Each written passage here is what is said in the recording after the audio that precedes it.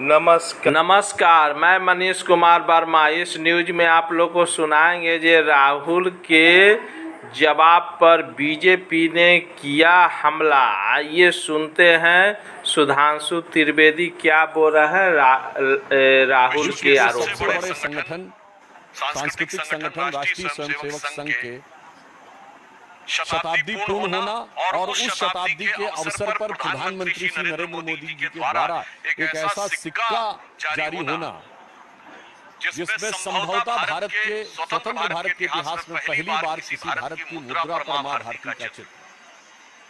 और इन्हीं 24 घंटे में देश ने एक दूसरा दृश्य देखा कि 140 साल पुरानी पार्टी एक British officer Allan Octavian Hume के द्वारा स्थापित पार्टी, जिसके पहले 25 साल में अनेक ब्रिटिश सेक्रेटरी अध्यक्ष रहे और 100 साल से जिसका एक ही परिवार का उस पर वर्चस्व है। आप सब लोग यदि ना ध्यान हो तो मोतीलाल नेहरू 1919 में कांग्रेस के अध्यक्ष बने थे और 1928 के बाद 29 में उन्होंने अध्यक्षी सीधे मोतीलाल नेहरू ने जवाहरलाल नेहरू को ट्रांसफर की थी। यानी 100 साल से एक ही परिवार के आधिपत्य के बाद भी उस संगठन के पतन और सत्ता छूटने की बदहवासी में उनके खानदान के बरखुरदार के द्वारा जो कि आज भारत विरोधी शक्तियों के फर्मा बरदार बनते हुए प्रतीत हो रहे हैं, अपनी उसी आदत के अनुरूप विदेश की धरती से एक और ऐसा बयान दिया है जिसमें कुछ भी आश्चर्यजनक नहीं है। अगर आपको ध्यान हो तो मात्र कुछ दिन पहले मैंने ही आपको एक बाइट देते समय एक आवश्यक सूचना दी थी कि राहुल गांधी जी पुनः विदेश जा चुके हैं और फिर आप तैयार रहिएगा, कोई न कोई भारत विरोधी बयान अवश्य आपको सुनने को मिलेगा। अगर सीधे दरवाजे से नहीं तो पिछले दरवाजे से और खिड़की से नहीं तो रोशनदान से मिलेगा। इसलिए आप लोग चारों तरफ से सतर्क रहिएगा। और आज उसी की एक बानगी दिखाई पड़ी है। ये दो अंतर देश की जनता के सामने स्पष्ट है कि कौन भारत के हित में और कौन भारत विरोधी शक्तियों का जाने में चाहे अनजाने में एक टूल बनता चला जा रहा है। और ये कोई अपने आप में अलग सामान्य घटना नहीं है। इससे पूर्व राहुल गांधी जी इतनी बार विदेश में जाकर भारत विरोधी बयान दे चुके हैं कि मैं उन सबको गिनाऊंगा तो आप सबका समय बिना वजह व्यर्थ होगा।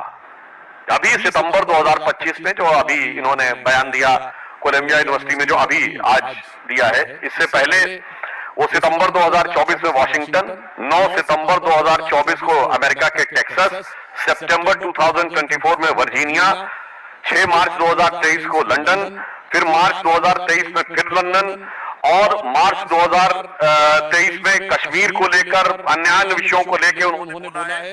मई 2022 में लंदन में, मई 2022 में रूस यूक्रेन के बारे में उन्होंने बोला, फिर ब्राउन यूनिवर्सिटी में मार्च 2021, दुबई में जनवरी 2019, लंदन में अगस्त 2018, मलेशिया में मार्च 2018, सिंगापुर में मार्च 2018, बहरीन में जनवरी 2018 और अमेरिका में सितंबर 2017। एक लंबी कहानी है जो उनके दिल के अंदर की नफरत की जुबानी आपको बहुत साफ दिखाई पड़ती है। और मैं याद दिलाना चाहता हूँ कि 6 मार्च 2023 को राहुल गांधी ने लंदन के चैथम हाउस में ये कहा था, why the defenders of democracy Europe and America are silent. इससे ज्यादा बड़ा अपमान हो सकता है। और मैं कांग्रेस को याद दिलाना चाहता हूँ कि अगर उन्हें न याद हो तो ये वही चैथम हाउस है जहां पर 20 अक्टूबर 1931 को महात्मा गांधी ने प्राचीन भारतीय संस्कृति की महानता बताते हुए ब्रिटिश सरकार को भारत की समस्त समस्याओं के लिए जिम्मेदार ठहराया था और उन्होंने कहा था India education system, again I am saying 20 October 1931 Chatham house London, उन्होंने कहा था British have destroyed the educational system of India which was a beautiful tree, और जो बिल्कुल समानता का था और उसे नष्ट कर दिया। 100 साल पहले यानी 1931 से 100 साल पहले, यानी गांधी जी का कहना था 1820-25 के आसपास। अब भैया गांधी जी सही थे कि राहुल गांधी सही?